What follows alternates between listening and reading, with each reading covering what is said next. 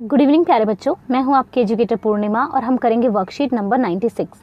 इसमें हम आपदा जो प्रबंधन होता है, यानी कि आपदा अगर आ गई है तो फिर उसको हम किस तरीके से हैंडल करेंगे ये देखेंगे।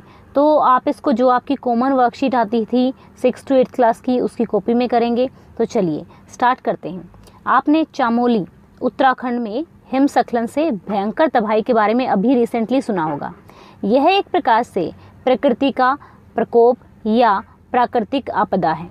सदियों से प्राकृतिक आपदाएं मनुष्य के अस्तित्व के लिए चुनौती रही हैं। ऐसी कोई प्राकृतिक घटना जिससे मानव के जीवन या उसकी सामग्री यानी कि घर वगैरह को हानि पहुंचे, वह प्राकृतिक आपदा कहलाती है, क्योंकि वो प्रकृति के द्वारा बनी हुई है, प्रकृति से जनरेट हुई है।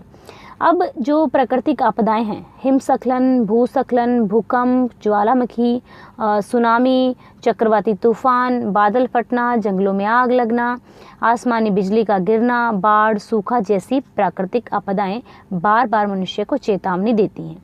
वर्तमान में हम प्राकृतिक संसाधनों का अंधाधुंध इस्तेमाल कर रहे हैं, जिससे प्रकृति का संतुलन बिगड़ रहा है, जिसका दुष्परिणाम हमें भी भुगतना पड़ता है। नीचे दिए गए चित्रों के सामने प्राकृतिक आपदा को लिखिए तथा उससे बचने के उपाय अपनी समझ से लिखिए।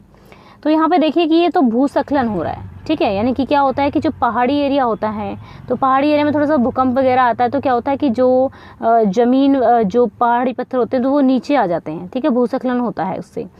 और ये देखो कि बहुत ऊंची ऊंची लहरें उठती हैं समुद्र में, ये होता है सुनामी, ठीक है। तो आप यहाँ पे लिख सकते हैं सुनामी, ठीक है। इस वाले इसमें लिख सकते हैं भूस्खलन। अब ये है सूखा, इसके उपाय भी अभी लिखेंगे। सूखा अगर आप इन पट्टियों में लिखना चाहें तो यहाँ भी लिख सकते हैं, बस बाकी तो अपना काम करते हैं ना कॉपी में। तो ये क्या है, ये देखो जंगलों में आग लगी हुई है, आग लगना, और ये भूकंप। अब हम इनके उपाय करेंगे।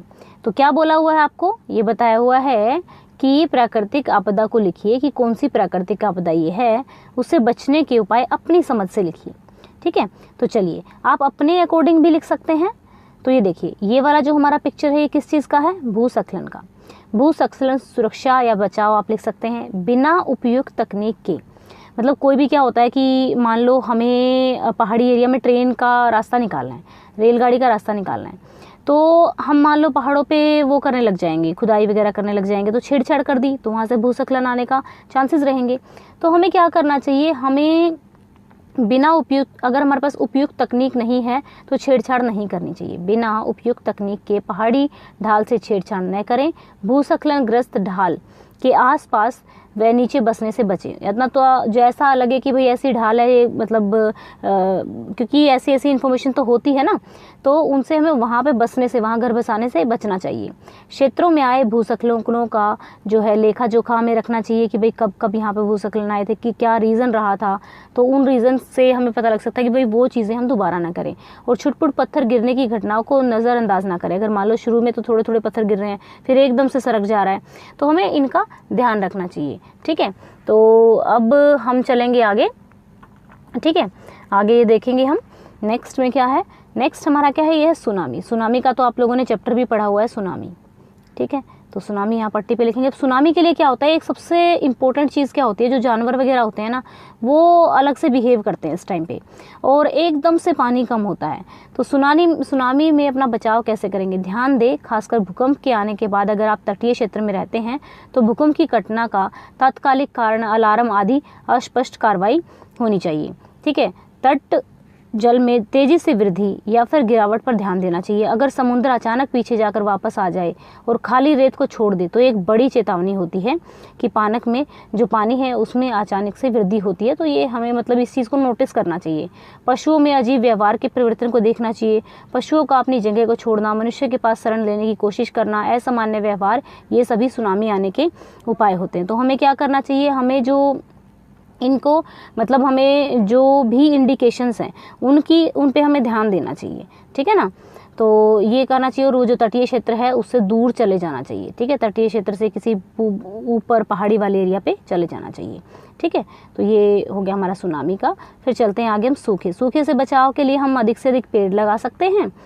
पानी को व्यर्थ बहने से रोकना चाहिए। पानी बचाओ अभियान के लिए गांव में एक टीम बनानी चाहिए। मैंने गांव में देखा है कि लोग ऐसे ट्यूबवेल चला के छोड़ देते हैं, पानी बहता रहा है। इवन घरों में भी सबमर्सिबल लगे हुए हैं, तो उसके लिए एक टीम बनानी चाहिए और मतलब गाँव में पानी को बचाने के लिए प्रबंधन करना चाहिए। बारिश के पानी को एकत्र करना चाहिए, पानी को इकट्ठा करना चाहिए ताकि जो बाकी पानी है उसका रिप्लेसमेंट हो सके।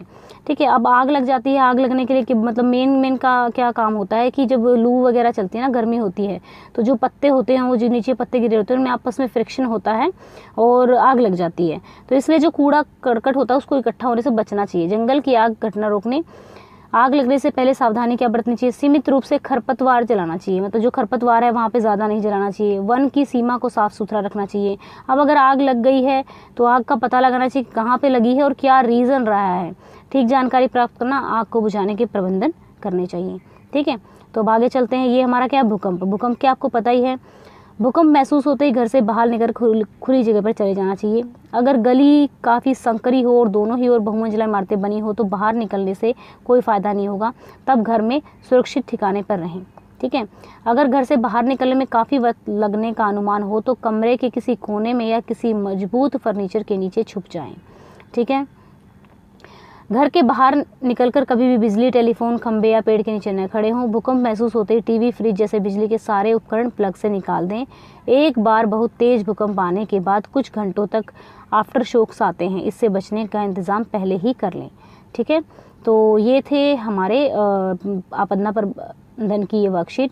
तो बच्चा ये आपको ना अवेयर करने के लिए, एनवायरनमेंट के प्रति अवेयर करने के लिए वर्कशीट आती है। तो इसमें ज़्यादा लिखने की बजाय क्या होता है, अपने दिमाग में चीज़ें ज़्यादा बिठानी होती हैं।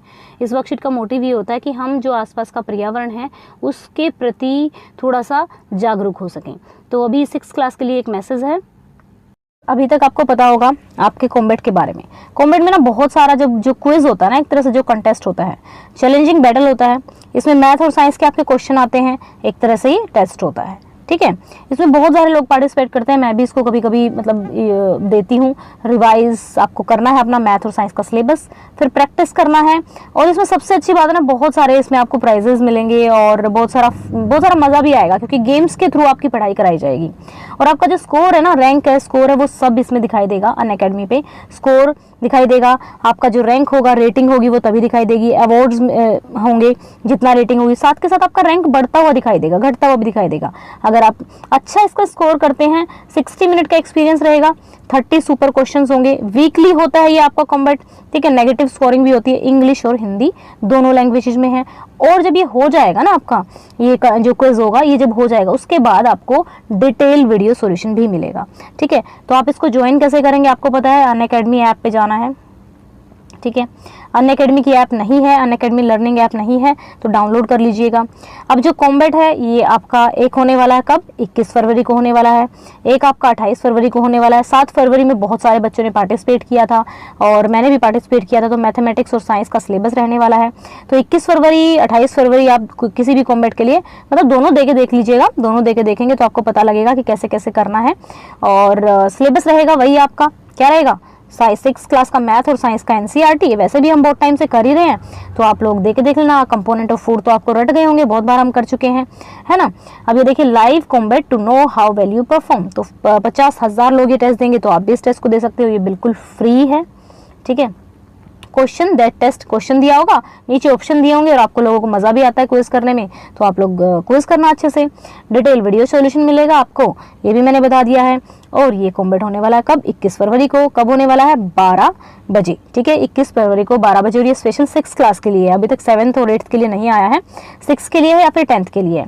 तो स्टूडेंट्स आप यूज़ कर सकते हैं, ये वाला कोड नहीं यूज़ करेंगे, आप यूज़ करेंगे पूर्णिमा 10। पूर्णिमा 10, ठीक है, क्या यूज़ करेंगे? पूर्णिमा 10। आपको जो कोड एनरोल करेंगे इसके लिए, और इसके लिए लिंक कहाँ पे दिया हुआ है? लिंक दिया हुआ है डिस्क्रिप्शन में। लिंक डिस्क्रिप्शन में है। पूर्णिमा 10 कोड आप डाल देंगे, जैसे ही आप उसमें ज्वाइन करेंगे आपसे कोड मांगेगा। ठीक है, जैसे ही जो भी आप, जैसे आपकी क्लास का जो लिंक है उसमें आप पूर्णिमा 10 जरूर डालेंगे, लिंक डिस्क्रिप्शन में। ठीक है, तो यहाँ पे देखिए क्या क्या मिलने वाला है आप लोगों को।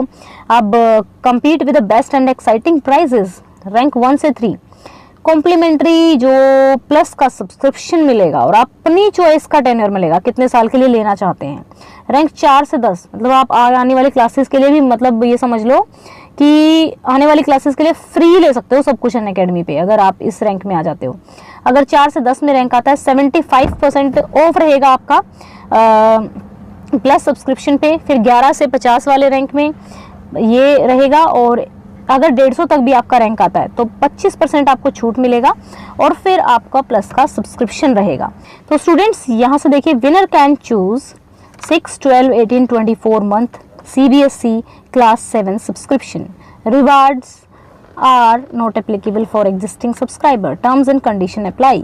ठीक है स्टूडेंट्स, तो ये देखो कितना अच्छा है कि आपको सब कुछ अनअकैडमी का फ्री में ही मिल जाएगा अगर आप जीत जाते हो। तो ये देखो 150 रैंक तक भी अगर आपका आ जाता है तो ये तो बच्चा आपको तैयारी करनी है। और आपको एक चीज़ ध्यान रखनी है, क्या कि आप कोड यूज़ करेंगे पूर्णिमा 10।